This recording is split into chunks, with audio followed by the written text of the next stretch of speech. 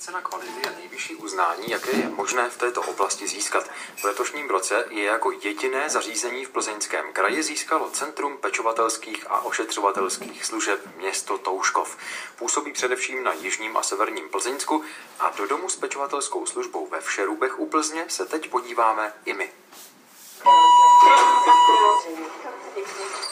S pečovatelkou Jiřinou Stiborovou vykládáme z výtahu balené lahve s vodou a jdeme za jednou z klientek. Budeme ťukat. Dobrý den, paní Hakrová. Já jsem vám přinesla nákup.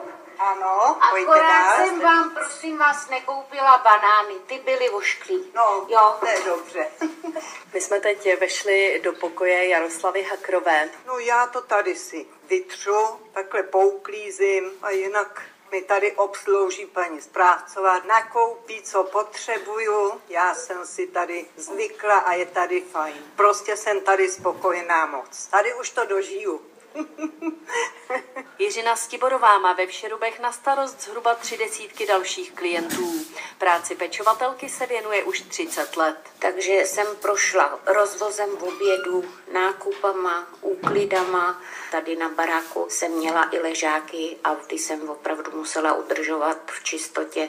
Vykoupat, přebalit, dát plenku, mejt hlavu, vyprat jim prádlo, druhý den přinést vyžehlený, navoněný. To je prostě naše tak nějak činnost. No. Za svoji dlouholetou obětavou práci pečovatelky získala letos Jiřina Stiborová cenu sympatie. Tu práci dělám hrozně ráda.